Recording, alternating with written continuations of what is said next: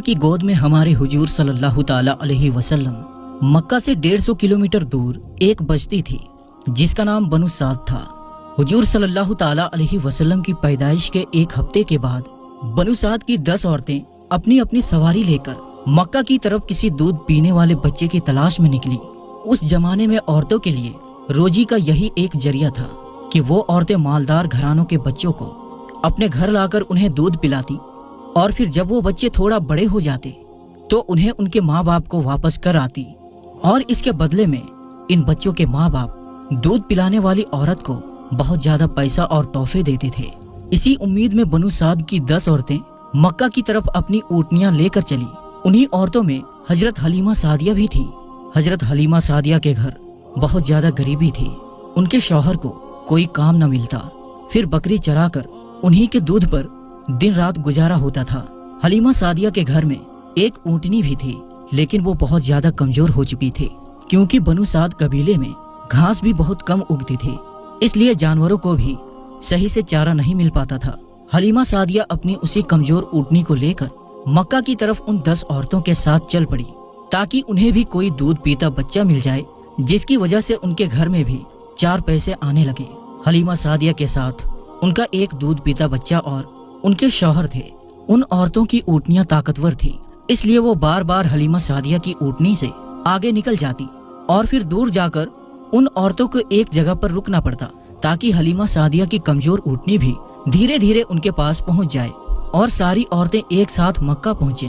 ان عورتوں کو بار بار حلیمہ سعدیہ کے لیے رکنا پڑتا تھا، اس لیے آخر ان عورتوں نے حلیمہ سعدیہ سے کہا کہ اے حلیمہ، تمہاری وجہ سے ہمیں بار بار رکنا پڑتا ہے، دھوپ بھی بہت تیز ہے، اس لیے اگر تم اجازت دو تو ہم نکل جائیں اور تم دھیرے دھیرے اپنی اسی اونٹنی سے آتی رہنا۔ حلیمہ سعدیہ بیچاری اس وقت کیا جواب دیتی؟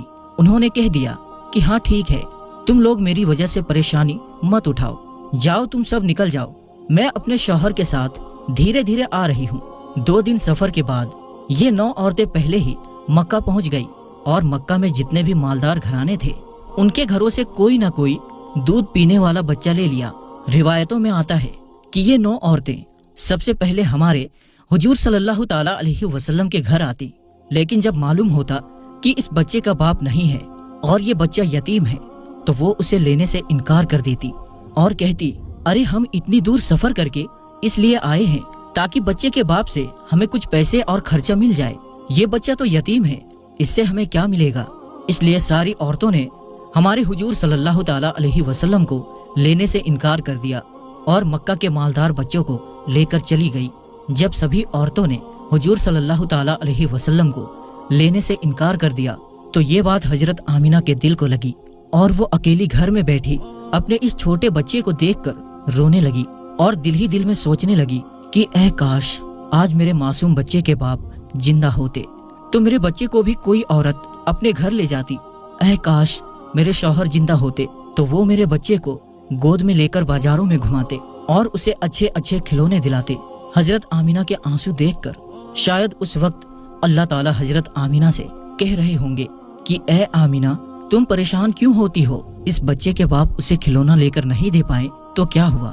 اس بچے کی تو ایسی شان ہوگی کہ میں آسمان کے چاند کو اس بچے کے لیے کھلونا بنا دوں گا اور وہ انگلیوں کے اشارے سے چاند کے 2 ٹکڑے کر دے گا۔ اے آمینہ، اس بچے کے باپ اسے کیا بازاروں کی سیر کرواتے، آنے والے وقت میں دیکھنا میں اس بچے کو آسمانوں پر بلا کر جنت کی سیر کراؤں گا۔ حضرت آمینہ خاموش پریشان بیٹھی تھی اور شاید یہی سب باتیں سوچ رہی تھی۔ حضرت عبد المطلب کو بھی جب اپنے پوتے کے بارے میں یہ خبر معلوم ہوئی کہ کسی عورت نے بھی میرے پوتے کو قبول نہیں کیا ہے، سب نے لینے سے انکار کر دیا ہے، تو ان کے بھی دل پر ایک چوٹ لگی اور دل ہی دل سوچنے لگے کہ اے کاش میرا بیٹا عبداللہ زندہ ہوتا تو آج میرے پوتے کو یہ دن نہ دیکھنا پڑتا۔ شام کا وقت ہو چکا تھا۔ حلیمہ سعدیہ اسی وقت مکہ پہنچی تو انہیں معلوم ہوا کہ اب مکہ میں کوئی مالدار گھرانے کا بچہ نہیں بچا ہے۔ ان سبھی عورتوں نے ہر ایسے بچے کو لے لیا ہے جس کا باپ مالدار ہو۔ حلیمہ سعدیہ تلاش کرتی ہوئی حضرت آمینہ کے گھر پہنچی اور دروازہ کھٹکھٹایا۔ پوچھنے پر بتایا کہ میں دودھ پلانے والی ہوں، دیہات سے آئی ہوں، بچہ چاہیے۔ حضرت آمینہ نے سوچا کہ یہ عورت بھی ابھی میرے بچے کو دیکھ کر منع کر دے گی کہ میں اس یتیم کو گود نہیں لیتی، لیکن پھر بھی اللہ نے ان کے دل میں بات ڈالی اور انہوں نے حلیمہ سعدیہ کو گھر کے اندر بلا لیا۔ حلیمہ سعدیہ کو بھی جب اس بات کی خبر ہوئی کہ بچہ یتیم ہے اور اس کا باپ نہیں ہے تو لینے سے انکار کر دیا اور واپس چلی گئی۔ انہیں کوئی بھی بچہ نہیں ملا اور وہ اپنے شوہر کے پاس ایک خیمے میں پہنچی۔ شوہر نے پوچھا کہ اے حلیمہ کیا ہوا، کوئی بچہ نہیں ملا؟ حضرت حلیمہ نے جواب دیا کہ نہیں، ہم دیر سے پہنچے اس لیے مکہ کے سارے بچے ان عورتوں نے لے لیے اور میری قسمت میں شاید کوئی بھی بچہ نہیں ہے، لیکن ہاں ایک گھر میں گئی تھی تو وہاں ایک یتیم بچہ تھا، اس کا باپ مر چکا ہے، تو اس سے ہمیں کیا ملے گا؟ جب باپ ہی نہیں تو پھر ہمیں پیسے اور تحفے کون دے گا؟ اس لیے میں نے اس بچے کو لینے سے انکار کر دیا۔ رات کا وقت تھا، دونوں میاں بیوی خاموش بیٹھے تھے۔ حضرت حلیمہ کی گود میں جو بچہ تھا وہ بہت زیادہ رو رہا تھا کیونکہ وہ 2 دن سے بھوکا تھا، اور حضرت حلیمہ کے سینے میں بالکل بھی دودھ نہیں بچا تھا کیونکہ حضرت حلیمہ نے بھی کئی دنوں سے کچھ نہیں کھایا تھا، اس لیے بھوک کی وجہ سے ان کے سینے میں بھی دودھ آنا بند ہو گیا تھا۔ اچانک خاموشی توڑتے ہوئے ان کے شوہر نے اپنی بیوی حلیمہ سے کہا کہ اے حلیمہ، ویسے بھی ہمیں کوئی بچہ نہیں ملا ہے اور ہم اتنی دور کا سفر کر کے مکہ آئے ہیں، کل صبح ہمیں واپس جانا ہے، اس لیے میں مناسب سمجھتا ہوں کہ تم جاؤ اور اسی یتیم بچے کو لے کر آؤ۔ چلو ہمیں کچھ پیسے نہیں ملیں گے تو کیا ہوا، کم سے کم اللہ کی طرف سے کچھ ثواب ہی ملے گا کہ ہم نے ایک یتیم بچے کو پالا۔ خالی ہاتھ گھر لوٹتے ہوئے مجھے اچھا نہیں لگ رہا ہے۔ حضرت حلیمہ نے کہا کہ بات تو آپ صحیح کر رہے ہو، ٹھیک ہے میں ابھی جا کر اس بچے کو لے آتی ہوں۔ اور پھر حضرت حلیمہ بی بی آمینہ کے گھر پہنچی۔ یہ دیکھ کر حضرت آمینہ بہت زیادہ خوش ہوئی کہ چلو میرے بچے کو کسی عورت نے قبول تو کیا۔ حضرت حلیمہ فرماتی ہیں کہ ذرا مجھے وہ بچہ تو دکھلاؤ۔ حضرت آمینہ نے زمین پر لیٹے ایک بچے کی طرف اشارہ کر دیا۔ اس وقت حضور صلی اللہ تعالی علیہ وسلم کے اوپر ایک کپڑا پڑا ہوا تھا۔ حضرت حلیمہ نے جیسے ہی وہ کپڑا ہٹا کر ہمارے حضور کا چہرہ دیکھا تو ان کا دل دھک سے ہو گیا۔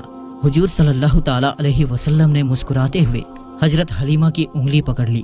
ایسا خوبصورت بچہ اور اس کی اتنی پیاری سی مسکراہٹ دیکھ کر حضرت حلیمہ خود پر قابو نہ کر سکی اور اس بچے کو گود میں اٹھا کر سینے سے لگا لیا اور اسے پیار کرنے لگی۔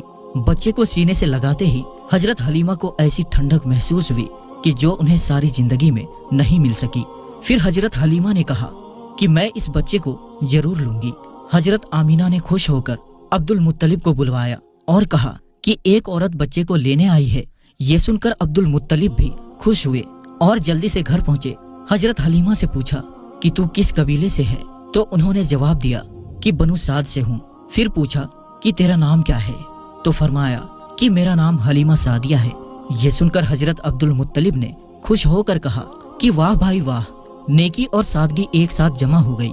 انہوں نے حضرت حلیمہ کی تعریف کی اور پھر فرمایا کہ تم میرے بچے کو لے جا سکتی ہو۔ حضرت حلیمہ جب بچے کو لے کر آگے بڑھنے لگی تو رک کر آمینہ سے کہا کہ اے آمینہ، میں دیہات میں رہنے والی ہوں، میں نے آج تک اس جیسا خوبصورت بچہ دیہاتوں میں نہیں دیکھا۔ حضرت آمینہ نے کہا کہ اے حلیمہ، تم دیہات کے رہنے والی ہو اور میں شہر کی رہنے والی ہوں، میں نے آج تک اس جیسا بچہ شہروں میں نہیں دیکھا۔ حضرت عبد المطلب پاس کھڑے تھے، انہوں نے کہا کہ اے حلیمہ، تم نے دیہات میں ایسا خوبصورت بچہ نہیں دیکھا، اور اے آمینہ، تم نے شہروں میں ایسا خوبصورت بچہ نہیں دیکھا، اور میں ملکوں کا سفر کیا کرتا ہوں، میں نے ملکوں میں ایسا خوبصورت بچہ نہیں دیکھا۔ اگر اس وقت حضرت جبریل موجود ہوتے تو شاید وہ یہ کہتے کہ اے حلیمہ، تم نے دیہاتوں میں ایسا خوبصورت بچہ نہیں دیکھا، اور اے آمینہ، تم نے شہروں میں ایسا خوبصورت بچہ نہیں دیکھا، اور اے عبد المطلب، تم نے ملکوں میں ایسا خوبصورت بچہ نہیں دیکھا، اور میں جبریل ساری دنیا کا چکر لگاتا ہوں، میں نے ساری دنیا میں ایسا خوبصورت بچہ نہیں دیکھا۔ اور اگر اس وقت اللہ تعالیٰ سے کوئی پوچھتا تو شاید اللہ تعالیٰ فرماتے کہ میں اس بچے کا پروردگار، میں ساری دنیا کا مالک، بادشاہوں کا بادشاہ، میں اس بچے کی قسم کھا کر کہتا ہوں کہ میں نے ساری مخلوق میں اس بچے جیسا خوبصورت کسی کو پیدا نہیں کیا۔ حضرت حسان نے ہمارے حضور صلی اللہ تعالی علیہ وسلم کی تعریف کرتے ہوئے ایک بار فرمایا تھا کہ اے ہمارے حضور صلی اللہ تعالی علیہ وسلم، آپ سے زیادہ حسین میں نے کسی کو نہیں دیکھا، اور آپ سے زیادہ خوبصورت انسان کسی عورت نے نہیں پیدا کیا۔ آپ تو ہر برائی سے پاک کر کے پیدا کیے گئے، آپ تو بالکل ویسے ہی پیدا کیے گئے جیسا آپ کو ہونا چاہیے تھا۔ حضرت حلیمہ سعدیہ حضور صلی اللہ تعالی علیہ وسلم کو گود میں لے کر अपने शौहर के पास पहुंची। रात बहुत ज्यादा हो चुकी थी, भूख भी बहुत ज्यादा लग रही थी। वो छोटा बच्चा भूख से रो रहा था। हजरत हलीमा ने हुजूर के बारे में सोचा कि इस छोटे बच्चे को अपने सीने से दूध पिला कर तो देखूं, शायद 1-2 कतरे दूध इस बच्चे को मिल जाए। हजरत हलीमा ने जैसे ही हुजूर सल्लल्लाहु ताला अलैहि वसल्लम को अपने सीने से लगाया तो उनके सीने में देखते ही देखते दूध भरता गया और हुजूर सल्लल्लाहु ताला अलैहि वसल्लम ने पेट भरकर दूध पिया और उस दूसरे बच्चे ने भी पेट भरकर दूध पिया। हजरत हलीमा और उनके शौहर ये देखकर बहुत हैरान थे कि आखिर ये सब हो क्या रहा है। फिर हजरत हलीमा ने अपने शौहर से कहा कि आप ये बर्तन लो और बाहर हमारी जो ऊँटनी खड़ी है उसके थनों में जाकर देखो, शायद थोड़ा बहुत दूध निकल आए ताकि हम लोग भी कुछ दूध पी लें और अपनी भूख मिटा सके। शौहर बर्तन को लेकर बाहर उस कमजोर ऊँटनी के पास पहुंचे तो देखकर हैरान रह गए कि उस ऊँटनी के थन दूध से भरे हुए थे। उन्होंने उसका दूध निकालना शुरू किया और पूरा बर्तन भर लिया। जब वो दूध लेकर हजरत हलीमा के पास पहुंचे तो हजरत हलीमा भी हैरान रह गई कि हमारी उस कमजोर ऊँटनी के अंदर से इतना ज्यादा दूध कैसे निकला। शौहर ने जवाब दिया कि ए हलीमा, मुझे तो लगता है कि इस यतीम बच्चे के साथ अल्लाह की कोई खास मदद है, इसलिए हमारे साथ ऐसे ऐसे अजूबे हो रहे हैं। हजरत हलीमा ने हुजूर सल्लल्लाहु ताला अलैहि वसल्लम को अपने गले से लगाते हुए कहा कि हाँ, मुझे भी लगता है ये मेरा चांद सा प्यारा बच्चा हमारे घर की सारी मुसीबतों को खत्म कर देगा। सभी लोग दूध पीकर सो गए। सुबह हुई तो शौहर ने अपने कबीले बनु साद की तरफ लौटने की तैयारी शुरू कर दी। वो 9 औरतें पहले ही जा चुकी थी और बहुत दूर निकल चुकी थी। शौहर पहले ऊँटनी पर बैठ गए और फिर खुद अपनी बीवी को अपने पीछे ऊँटनी पर बिठाया। हमारे हुजूर सल्लल्लाहु ताला अलैहि वसल्लम उस वक्त हजरत हलीमा की गोद में थे। उनके शौहर ऊँटनी को बार बार खड़ा करने की कोशिश कर रहे थे, लेकिन वो उठने का नाम ही नहीं ले रही थी। परेशान होकर शौहर नीचे उतरे तो वो ऊँटनी एकदम से खड़ी हो गई। शौहर बहुत ज्यादा हैरान हुए और फिर से ऊँटनी पर आगे बैठकर उसे चलाने की कोशिश करने लगे तो वो फिर से बैठ गई और उठने का नाम ही नहीं ले रही थी।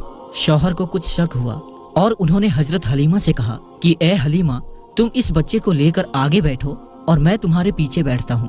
हजरत हलीमा हुजूर सल्लल्लाहु ताला अलैहि वसल्लम को लेकर जैसे ही आगे बैठी तो वो उठनी उठकर खड़ी हुई और उसने जमीन पर सर रखकर 3 बार सजदा किया और अल्लाह का शुक्र अदा किया कि तूने मुझे हुजूर सल्लल्लाहु ताला अलैहि वसल्लम की सबसे पहली सवारी बना दिया। और फिर उस ऊँटनी ने एक दौड़ लगाई और बहुत तेज चलने लगी। हलीमा सादिया और उनके शौहर हैरान थे कि ये तो वही ऊँटनी है कि जिसे लेकर हम आए थे और जो चलने को तरसती थी। अब इसे क्या हो गया है कि ये इतनी तेज दौड़ रही है। कुछ ही वक्त गुजरा कि उस ऊँटनी ने दौड़ते हुए उन 9 औरतों को पा लिया और तेजी से चलते हुए उनके पास से गुजरी तो उन औरतों ने हैरानी से पूछा कि ए हलीमा, क्या तुमने सवारी बदल दी है? तो हजरत हलीमा ने जवाब दिया कि मैंने सवारी नहीं बदली, बल्कि इस सवारी का सवार बदल चुका है। सबसे पहले हलीमा सादिया ही अपने मोहल्ले बनु साद में पहुंची।